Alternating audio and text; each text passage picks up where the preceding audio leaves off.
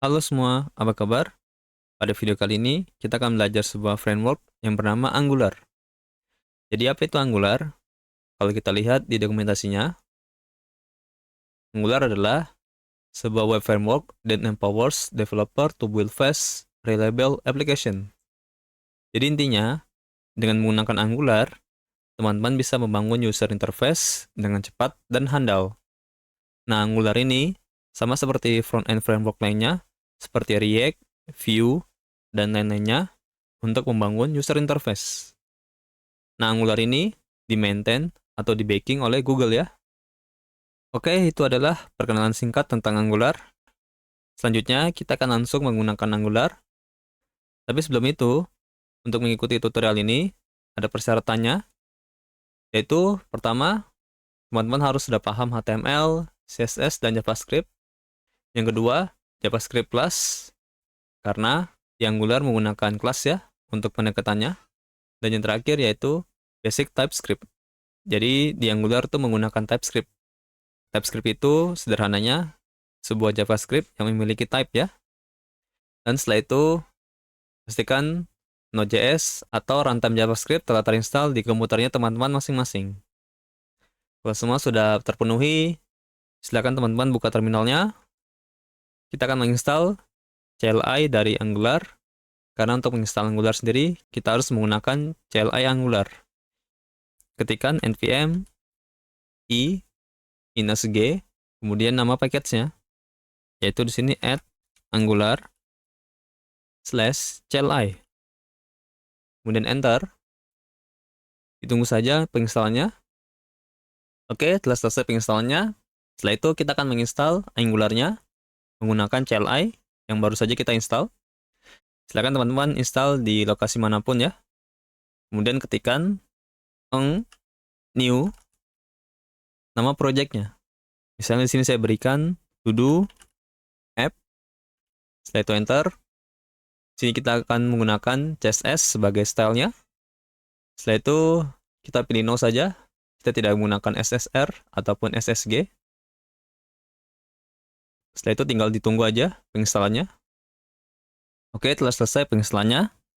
Silakan teman-teman buka projectnya di text editor teman-teman masing-masing. Di sini saya menggunakan VS Code.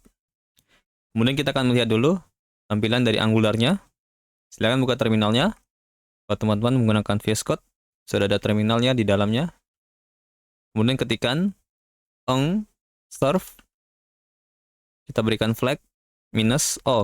Ini artinya otomatis buka di browser. Enter. Oke, ini adalah tampilan dari aplikasi Angular-nya. Balik lagi ke text editor. Nah, di sini kalau teman-teman menggunakan text editor VS Code, silakan teman-teman menginstal ekstensi yang bernama Angular Language Service. Di sini saya sudah menginstalnya. Setelah selesai, silakan di-close saja. Kembali lagi ke project-nya. Oke, yang pertama saya akan membahas tentang struktur project-nya. Di sini kalau kita lihat ya, untuk struktur project-nya, kebanyakan file konfigurasi, mulai dari text editornya, Angular, hingga TypeScript. Untuk isinya kita biarkan saja secara default. Kemudian terdapat sebuah directory yang bernama .angular. Nah, directory ini berasal dari hasil compile dari CLI yang telah kita gunakan, yaitu ng-serve. Kemudian di sini terdapat sebuah directory yang bernama node modules. Untuk isinya sendiri, yaitu hasil dari package yang telah kita install. Kemudian yaitu directory src. Nah, di sini kita akan baik bekerja di directory src ini. Untuk saat ini saya skip dulu. Kemudian di sini terdapat sebuah file yang bernama package.log.json. File ini untuk mengunci versi package yang telah kita gunakan. Kemudian yang terakhir yaitu package.json. File ini berupa informasi ya dari aplikasi kita. Mulai dari namanya, versi, dan seterusnya. Di sini terdapat sebuah script yang memiliki beberapa nama, yaitu ng, star, dan seterusnya. Kemudian Angular sendiri menggunakan banyak dependensi ya. Sama dengan dependensi juga. Oke, langsung saja kita ke directory src. Untuk isinya sendiri lumayan banyak ya. Saya akan bahas yang pertama yaitu main.ts.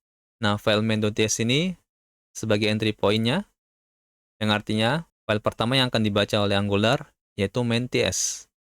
Untuk isinya sendiri yaitu terdapat sebuah function yang bernama bootstrap application. Function ini berguna untuk merender root komponennya. Root komponennya yaitu app komponen. Untuk saat ini teman-teman perlu tahu saya dulu tentang komponen. Nanti saya jelaskan apa itu komponen. Kemudian untuk argumen keduanya yaitu konfigurasi dari aplikasinya atau untuk komponennya ya. Kemudian di sini terdapat sebuah indeks HTML, yang mana kalau kita lihat isinya ya sama seperti HTML biasa. Cuma di sini kalau kita lihat ya, terdapat sebuah custom element yang bernama app root. Nah, custom element ini digunakan untuk menampilkan komponennya. Makanya di sini kalau kita lihat ya, bisa menampilkan tampilan ini. Untuk komponennya berada di directory app ya.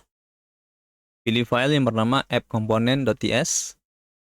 Saya perbesar dulu sidebarnya. Pilih yang ekstensinya .ts. Nah, ini adalah isi dari komponennya. Jadi komponen itu adalah sebuah kelas yang bisa kita gunakan berulang kali ya. Di sini dalam membuat komponen, Angular menggunakan dekorator yang bernama komponen. Dekorator ini merupakan fitur dari TypeScript ya. Dan ketika menggunakan dekorator komponen, kita harus memberikan metadata dari komponen tersebut. Contohnya di sini diberikan selektor ya. Ini untuk menampilkan komponen ke target elemennya, yaitu di sini app root. Jadi value dari property selector ini yaitu CSS selector ya. Yang mana di sini digunakan app root yang ada di index HTML. Makanya komponen tersebut bisa tampil.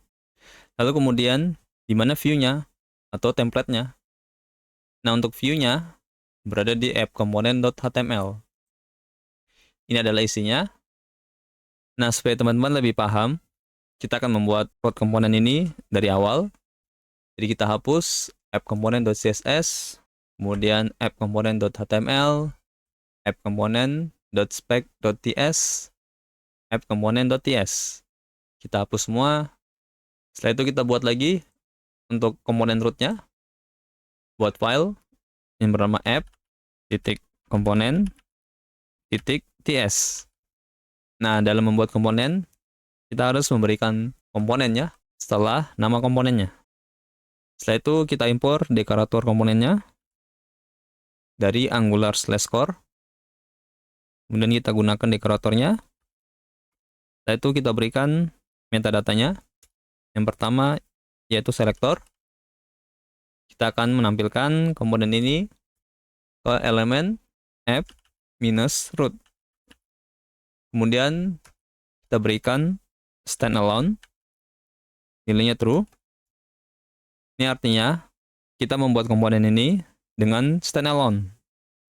Di Angular, untuk membuat komponen itu ada dua cara. Yang pertama menggunakan modul, dan yang kedua yaitu standalone. Nah, standalone ini merupakan cara terbaru dalam membuat komponen dan direkomendasikan oleh Angular karena dalam membuat komponennya menjadi lebih simpel. Kemudian kita berikan template-nya, yaitu untuk menampilkan UI-nya. Nah, dalam menggunakan template, kita bisa membuatnya secara inline, langsung di sini ya, di kelasnya, atau kita buatnya secara eksternal. Di sini misalnya kita buat secara inline, template, kemudian value-nya kita berikan template literal. Misalnya di sini saya buat H1, hello world, kemudian kita berikan style-nya. Nah, untuk style-nya juga sama ya. Kita bisa membuatnya secara inline atau secara eksternal. Untuk contohnya di sini kita akan gunakan secara inline. Kita buat style, kemudian berikan string, yaitu kita target ke H1. H1, misalnya saya berikan warnanya merah. Kemudian kita beritahukan ke Angular kalau kita sudah membuat komponennya. Caranya kita ekspor class, kemudian nama komponennya app komponen. Setelah itu save. Setelah itu kalau kita lihat browser, oke, sepertinya ada error. Sini kita harus restart dulu untuk servernya. Di terminalnya silakan tekan Ctrl C, kemudian ketikkan lagi ng serve. Setelah itu ke browser lagi. Oke, telah tampil ya untuk H1 Hello World dengan warna merah. Berikutnya, misalnya saya ingin membuat untuk teks berikutnya dinamik ya. Nah, untuk membuatnya, kita bisa membuat state di kelasnya. Kita buat hello yang isinya world. Nah, untuk cara menggunakannya, di bagian template-nya, kita gunakan teks interpolasi. Kita hapus world-nya, kemudian kita berikan kurung kerawal 2 kali. Setelah itu di dalamnya, kita berikan nama state-nya, yaitu hello. Kemudian save ke browser, maka tampil hello world. Jadi begini cara menampilkan dynamic data ya, di template-nya. Nah, ketika kita membuat seperti ini ya, sudah seperti ini di kelas, ini namanya state. State itu menurut saya ya, yaitu data. Oke, berikutnya kita akan membuat aplikasi sederhana yang bernama To Do App. Sini kita belajar sekalian membuat project sederhana supaya lebih paham tentang Angular-nya. Oke, yang pertama kita akan membuat template-nya dulu. Untuk template-nya sendiri kita akan membuatnya secara eksternal supaya kode kita menjadi rapi dan gampang di-maintain. Jadi di directory app kita buat file yang bernama app.component.html. Sini kita buat main yang memiliki kelas bernama main. Setelah itu kita buat H1. Untuk isinya kita buat my to-do list. Di bawahnya kita buat label for add item. Isinya what do you want to do today. Di bawahnya kita buat input yang memiliki kelas lg text input, type-nya text, kemudian kita berikan id yaitu add item, kemudian placeholder yaitu add item. Setelah itu kita buat button yang memiliki kelas btn primary. Untuk teksnya kita berikan add. Save. Kemudian kita buat stylenya juga ya secara eksternal. Di directory app buat lagi file yang bernama app.component.css. Nah, untuk isi stylingnya silahkan teman-teman copy dari source code-nya, linknya di deskripsi. Jika sudah save, kemudian kita ke komponen.ts. Di bagian kelasnya kita hapus template ya. Di bagian dekorator komponen kita berikan template URL, kita berikan path-nya yaitu /app.component.html. Untuk stylenya juga kita ganti yaitu style URL, kita berikan path-nya yaitu /app.component.css. Kemudian save. Setelah itu silakan teman-teman ke styles.css. Nah, file styles.css ini digunakan untuk memberikan style global ya. Sedangkan yang kita buat tadi app.component.css ini sifatnya lokal, hanya untuk komponen app. Jadi di style.css-nya silakan juga teman-teman copy dari source code-nya. Jika sudah save, dan kalau kita lihat di browser, ini adalah tampilannya. Berikutnya kita akan membuat tampilan daftar datanya. Kembali ke text editor. Kita close file styles.css-nya. Ini juga kita close. Nah, di sini kita akan membuat komponen baru untuk menampilkan list datanya. Tapi daripada kita membuatnya secara manual, kita akan menggunakan CLI Angular. Jadi di terminalnya, buat terminal baru, kemudian ketikkan ng generate, yaitu komponen, kemudian nama komponennya, yaitu item, kemudian enter. Maka bisa teman-teman lihat di directory app terdapat sebuah directory baru yang bernama items. Dan kalau kita lihat isinya, di sini sudah dibuatkan komponennya. Oke, ke template-nya. Sini kita hapus isinya. Kita buat div yang kelasnya item. Kemudian di bawahnya kita buat input yang type-nya checkbox. Untuk ID-nya kita berikan static dulu, misalnya makan. Kemudian di bawahnya kita buat label, yaitu for-nya kita buat makan. Untuk teksnya kita berikan makan. Kemudian di bawahnya kita buat div, kelasnya wrapper. Sini kita buat button. Yang pertama untuk edit, dan yang kedua yaitu delete. Untuk button editnya, berikan kelas btn. Kemudian untuk button delete-nya, berikan kelas btn spasi btn warn. Kemudian save. Setelah itu kita akan gunakan komponen item ini di komponen app.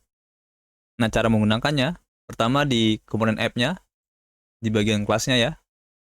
Di dekoratornya kita tambahkan properti yang bernama import. Kemudian value-nya, yaitu nama komponennya. Sini kita import komponennya, item, components. Setelah itu di imports-nya, kita tambahkan item, komponen. Setelah itu save. Kemudian ke template app. Sini kita gunakan di bawah button untuk item komponennya, yaitu app items. Ini dari mana? Ini dari item components yang bagian kelas ini ya. Di bagian selektornya, ini namanya app items. Makanya di template app-nya kita berikan app items. Kalau sudah save, kemudian kalau kita lihat, oke, di sini sudah ada ya. Kembali ke text editor, ke template item. Ini harusnya btn wrapper. Kemudian di sini kita lupa memberikan style ya untuk komponen itemnya. Jadi di items komponennya untuk stylenya, silakan teman-teman copy dari source code-nya. Jika sudah save, kemudian close saja filenya. Setelah itu kita lihat, oke, ini ada tampilannya. Nah, di sini tinggal kita buat state to do-nya. Dan supaya lebih realistik lagi, kita akan fetch datanya lewat API. Tapi tenang saja, kita tidak membuat API-nya dari awal, tapi kita menggunakan library yang bernama JSON Server. Jadi kembali ke text editor. Di terminalnya, ketikkan npm i minus d besar JSON Server. Enter. Oke, sudah selesai. Setelah itu kita akan setup JSON servernya ke packet.json. Kita akan membuat script untuk JSON servernya. Di bagian scriptnya, tambahkan script yang bernama server. Kemudian untuk value-nya, berikan JSON server minus watch. Kemudian nama filenya, nanti kita buat ya. Nama filenya itu db.json. Kemudian berikan port. Kita gunakan port 8000. Save. Kita close saja. Setelah itu di root project-nya, kita buat file yang bernama db.json. Silakan untuk isinya, teman-teman copy dari source code-nya. Jika sudah save, close saja filenya. Setelah itu di terminalnya, kita jalankan servernya. Ketikkan npm run server. Oke, sudah berjalan. Tinggal kita lakukan fetching datanya. Untuk melakukan fetching data di Angular, kita bisa menggunakan function yang bernama http. Untuk menggunakannya, kita harus setup beberapa hal. Kita ke app config dulu. Sini kita akan import provider HTTP ya. Jadi kita import provide HTTP client, dan juga kita import function yang bernama with fetch. Nah, function ini akan digunakan ke provide HTTP client supaya HTTP client menggunakan fetch API. Karena secara default HTTP client yang ada di Angular menggunakan XML. Kemudian setelah itu di providersnya kita tambahkan provide HTTP client. Kemudian kita berikan with fetch. Setelah itu save. Selanjutnya kita akan membuat service ya. Service itu sederhananya supaya kita bisa sharing logic ke berbagai komponen. Buat terminal baru, kita gunakan CLI untuk mengenerate service. Ketikkan ng generate service. Sini saya akan simpan service-nya di directory service, yang mana nama service-nya yaitu Todos. Setelah itu enter. Oke, sudah di generate service-nya. Kalau kita lihat di directory service, dapat sebuah file yang bernama todos.service.ts. Nah, ini adalah isi service-nya, yang mana di sini terdapat sebuah dekorator yang bernama injectable. Nah, dekorator ini digunakan untuk memberikan dependensi ke komponennya. Ya, sederhananya supaya service ini bisa digunakan di semua komponen. Yang mana di sini nama providernya yaitu root. Kemudian kita akan import sebuah type ya untuk HTTP-nya. Import yaitu HTTP client.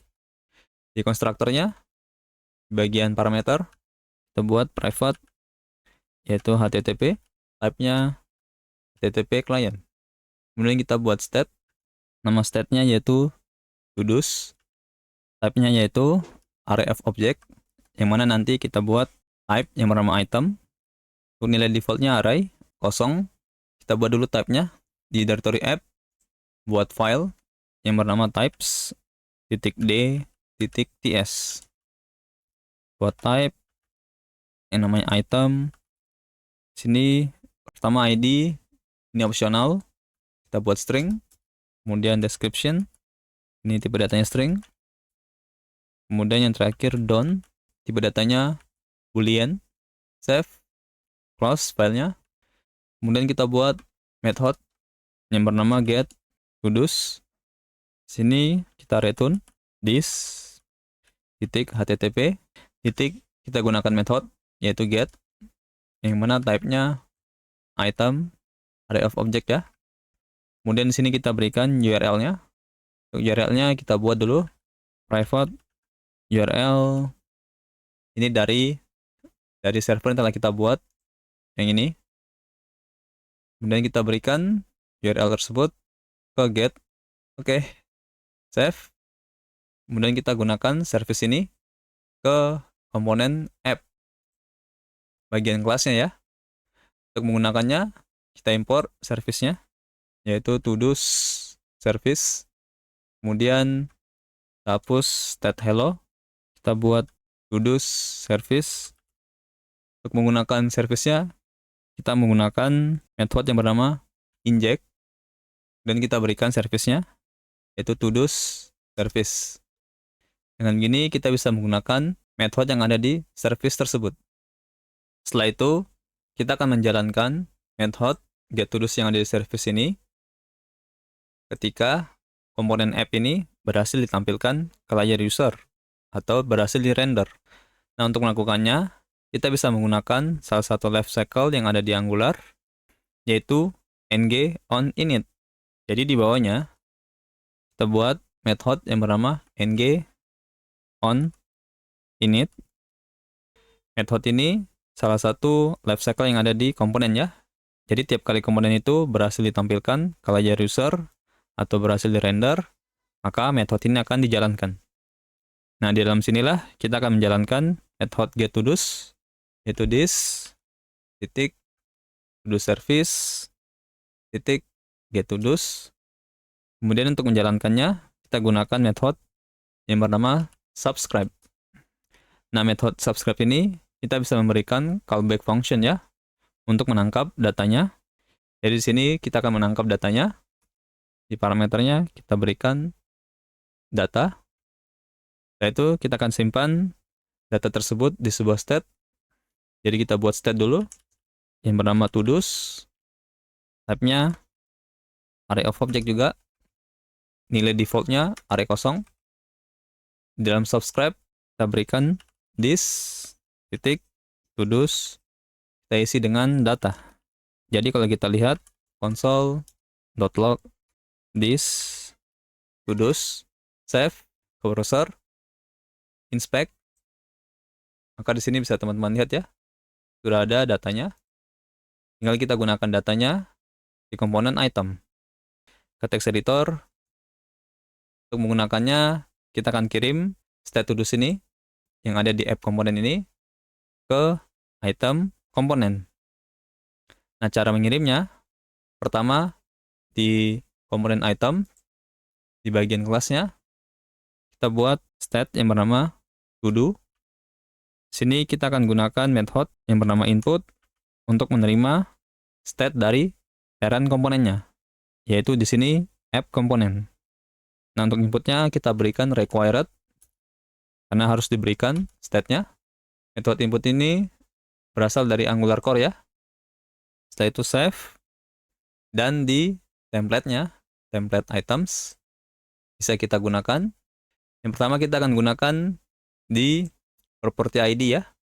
Nah, untuk menggunakan state di bagian property yang di sini ID, kita harus bind ya, mengikat property tersebut dengan state tersebut. Caranya, di bagian atributnya, kita berikan kurung siku. Nah, di sini tinggal kita ganti untuk value-nya, tapi kita berikan state-nya, yaitu to do. Untuk membaca nilai state-nya, kita gunakan dalam kurung, kemudian nama propertinya, yaitu di sini description. Di sini ada error, karena kita belum memberikan type-nya.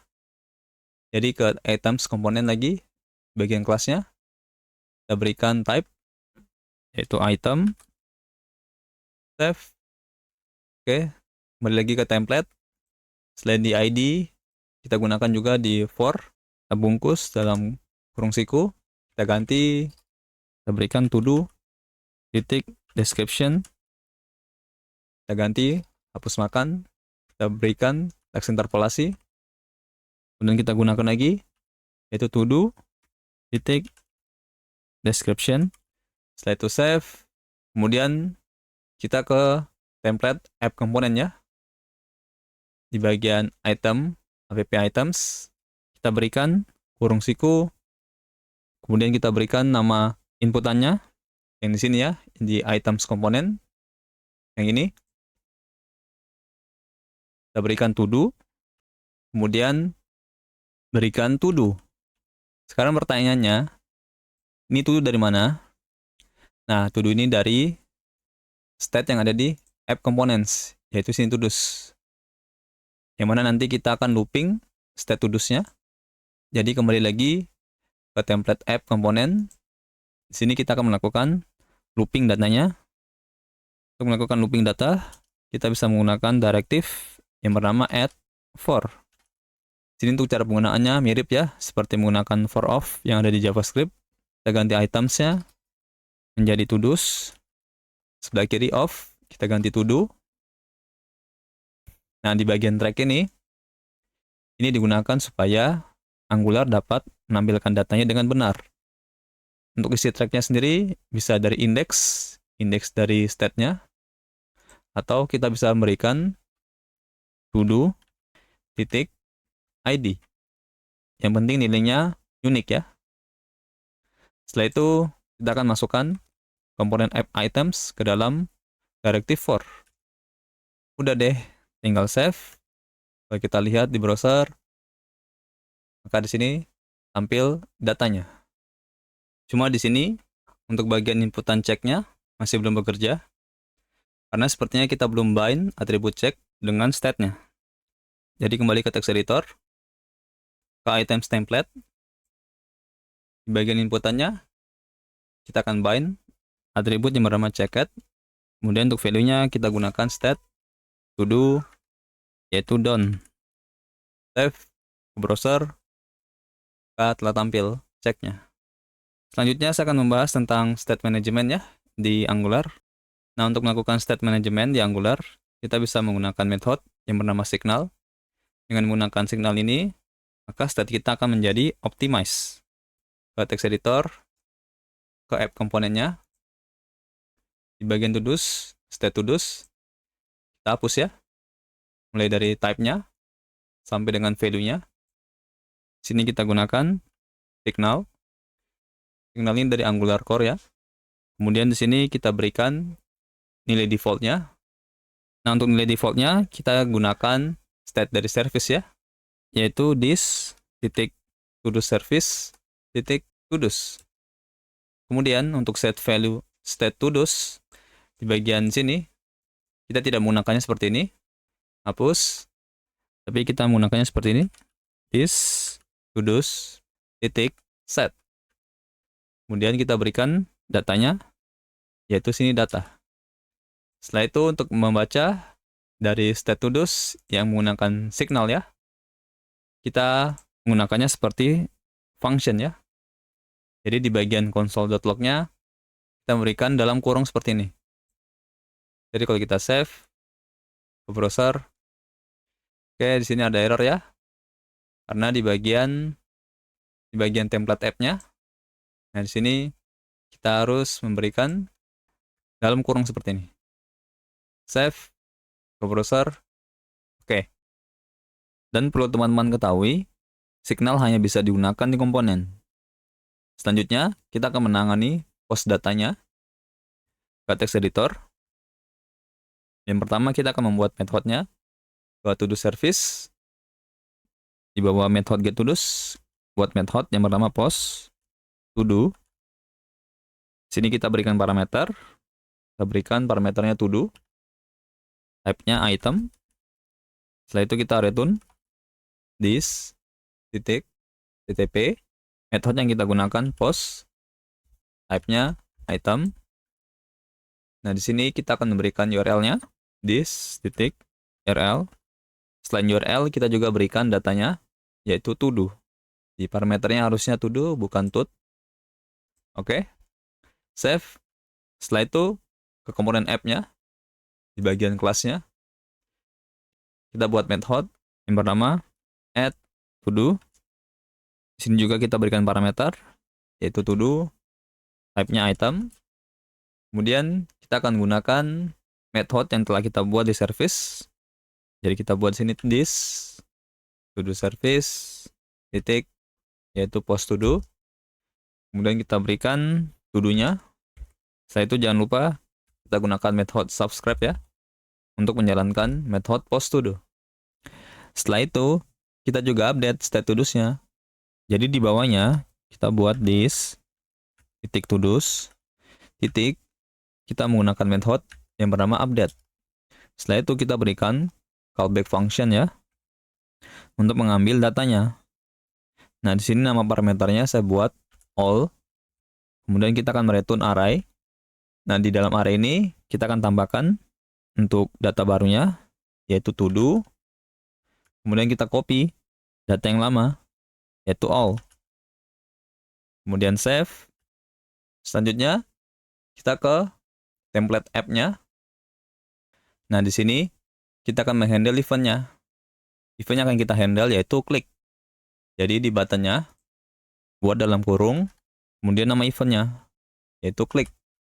Setelah itu kita berikan function handler-nya, yaitu di sini add to do. Setelah itu kita berikan argumennya.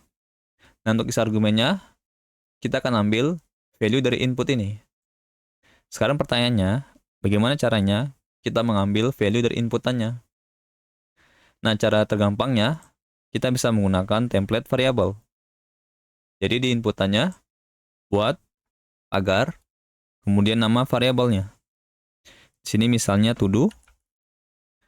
Setelah itu, kita gunakan template-nya di function handler-nya. Kita berikan objek, kemudian kita berikan key, description. Untuk menggunakan template variabelnya, tinggal kita panggil nama variabelnya, yaitu to do. Setelah itu berikan titik, kemudian value. Kita akan ambil value-nya. Kemudian juga kita berikan key, yaitu done, yang nilai default-nya false. Save. Kita coba ke browser. Sini kita tambahkan di inputannya, misalnya main add. Oke, kita telah berhasil menambahkannya. Kalau kita refresh, maka di sini mainnya masih tetap ada. Jadi seperti itu cara melakukan post data. Dan di sini kita juga bisa meningkatkan UX ketika melakukan post datanya. Jadi ketika kita melakukan post data, kita juga ingin menghapus value dari inputannya. Kita bisa membuatnya seperti ini. Di bagian function handlernya, kita buat titik koma. Kemudian kita gunakan lagi variabel template-nya, yaitu to do. Kita pilih value-nya. Setelah itu kita kosongkan lagi. Kita berikan petik 1. Save. Kalau kita coba lagi, kita tambahkan misalnya test, saya add, maka di sini bagian inputannya langsung terhapus. Selanjutnya kita akan membuat button delete ini berfungsi, dan juga sekalian kita belajar membuat custom event. Kembali ke text editor, kita buat dulu method di service-nya,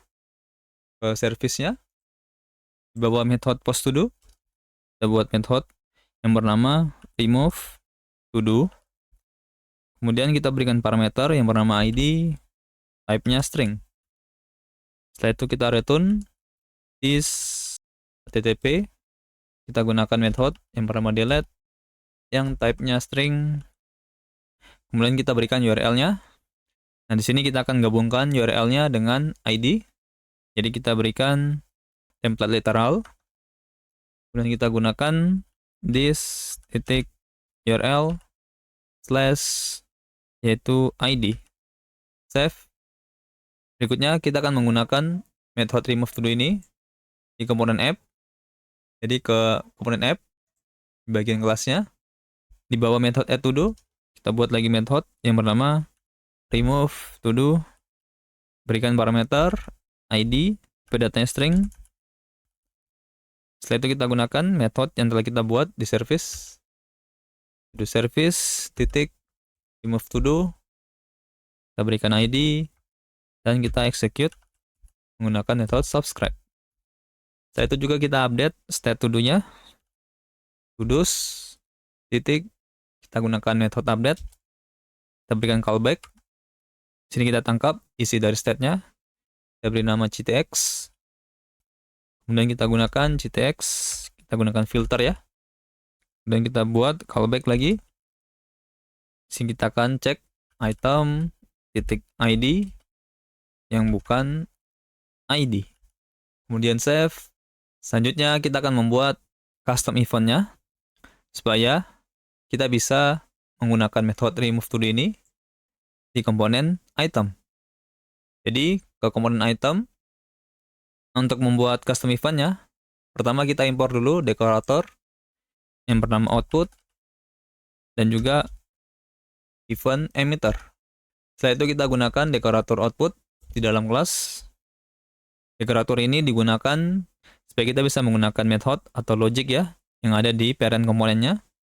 Setelah itu kita buat custom event-nya yang bernama remove dan isinya yaitu new event emitter. Type-nya kita berikan string. Kemudian kita akan menggunakan custom event ini di template itemnya. Save. Kemudian ke template itemnya. Di bagian buttonnya, button delete, kita berikan event yang bernama click, yang mana isinya kita berikan custom event-nya, yaitu remove titik emit. Nah, nanti logic yang dari komponen itu akan diteruskan ke event click ini. Kemudian save. Setelah itu kita ke komponen app di bagian template-nya, bawah. Nah, di sini bagian app items-nya kita gunakan custom event-nya, yaitu remove. Setelah itu kita berikan function handler-nya, yaitu remove to do. Sini kita berikan to do titik ID. Dan supaya tidak ada error, kita bisa menggunakan directive yang bernama add if. Sini kita cek to do titik ID. Kalau ada, kita tampilkan komponen app items. Kalau sudah save ke browser, saya hapus tesnya. Kita klik delete. Oke, terhapus. Refresh. Maka datanya terhapus di database. Jadi seperti itu cara melakukan delete-nya dan juga membuat custom event. Dan berikutnya kita akan membuat button edit ini berfungsi. Nah, untuk skenario-nya, ketika button edit ini diklik, maka akan tampil inputannya dan juga button ya. Kembali ke text editor, kita buat lagi method di service-nya. Service, di bawah method remove to do, kita buat method yang bernama edit to do, yang memiliki parameter bernama item, type-nya item. Untuk isinya kita return this titik http. Method yang kita gunakan yaitu put. Untuk type put-nya kita berikan item, kemudian kita berikan URL-nya, yang mana di sini URL-nya kita sambung dengan ID. Jadi kita gunakan template literal. Kita berikan URL-nya this titik URL slash yaitu item titik ID. Dan untuk argumen keduanya kita berikan datanya yaitu item. Save. Setelah itu kita akan menggunakan method edit to do ini di komponen item. Jadi ke komponen item di bagian kelasnya kita import service-nya. Kemudian kita gunakan di kelasnya. Kita buat private. Nama service-nya yaitu to do service. Kita gunakan function yang bernama inject. Kemudian kita berikan service-nya. Setelah itu kita buat state lagi yang bernama is edit. Ini digunakan supaya untuk menampilkan inputan editnya, yang mana isinya yaitu signal, ini defaultnya false. Kemudian kita buat methodnya untuk is editnya. Kita buat method yang bernama set edit. Sini kita berikan parameter yang bernama val, type-nya boolean. Kemudian kita set state dari is edit, this titik is edit titik set. Kita berikan val. Kita buat dulu seperti ini. Save. Kemudian ke template itemnya. Sini kita akan menggunakan state is edit-nya. Jadi kita gunakan directive yang bernama if untuk mengecek apakah is edit itu false. Kalau iya, kita tampilkan button editnya. Tapi kalau tidak, kita gunakan directive else. Sini kita tampilkan inputan editnya. Div yang di dalamnya ada input, type-nya text. Sini kita akan bind untuk atribut value dengan state to do. Jadi kita buat nama atributnya yaitu value. Kemudian kita akan bind dengan state to do titik description. Setelah itu kita berikan kelas yang bernama sm text input. Setelah itu kita buat template variable untuk menangkap value dari inputan ini. Untuk nama variabelnya saya buat to do edit. Kemudian kita close untuk inputannya. Di bawah inputan kita buat div yang nama kelasnya btn wrapper. Kemudian kita buat button. Yang pertama untuk cancel, dan yang kedua yaitu untuk save editnya. Kita berikan kelas untuk button cancel, kelas btn. Kemudian untuk button save, kita berikan kelas yaitu btn spasi btn save. Kemudian kita berikan event pada button editnya. Untuk eventnya yaitu klik. Kita akan menggunakan method set edit, yang mana kita berikan untuk argumennya yaitu kebalikan dari is edit. Kalau sudah save, kita coba dulu ya ke browser. Oke, sepertinya di sini ada bug. Kembali ke text editor. Oh ya, di sini kita belum memberikan dalam kurungnya pada state is edit, karena untuk membaca value-nya kita harus menggunakan seperti ini, tambahkan dalam kurung ya. Ini juga kita tambahkan untuk di bagian set editnya. Oke, save ke browser. Saya coba klik button edit, kita tampil ya, dan juga tampil value-nya. Tinggal kita aktifkan button cancel-nya dan button save-nya. Kalau cancel, kembali lagi ke semula ya. Ke text editor. Di bagian button cancel-nya, kita berikan event, yaitu klik. Sini kita gunakan set edit, yaitu kita berikan kebalikan dari is edit. Kemudian kita akan membuat method untuk button save-nya. Kemudian ke kelas itemnya, di bawah method set edit, kita buat method yang bernama save edit. Kemudian kita berikan parameter bernama item, type-nya item. Di sini kita gunakan service-nya this titik to do service titik, kita gunakan edit to do, kemudian kita berikan itemnya.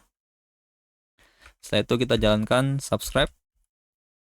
Setelah itu kita buat lagi state is edit menjadi false ya, karena ketika kita melakukan save is editnya menjadi true.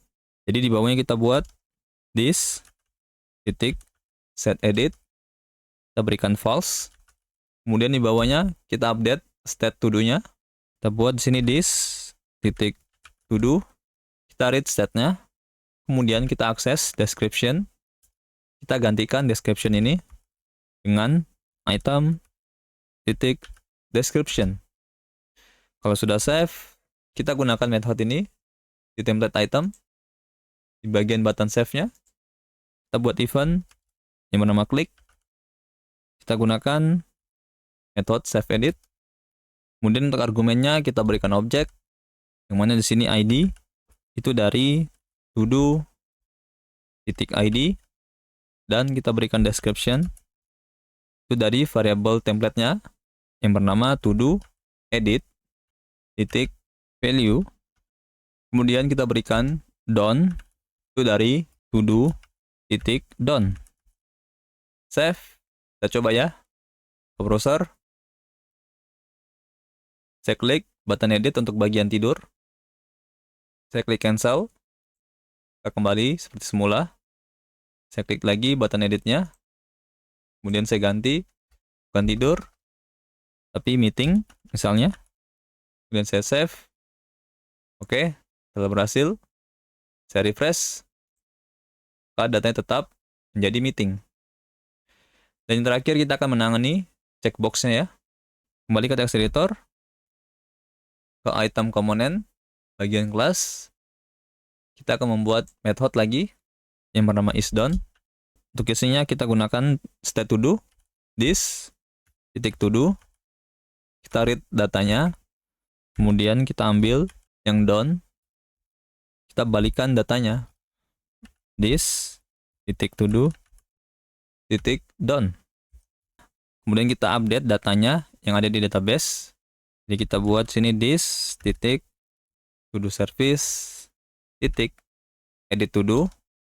Kita berikan sini this titik to do titik subscribe. Jangan lupa untuk state to do-nya kita berikan dalam kurung. Kemudian save.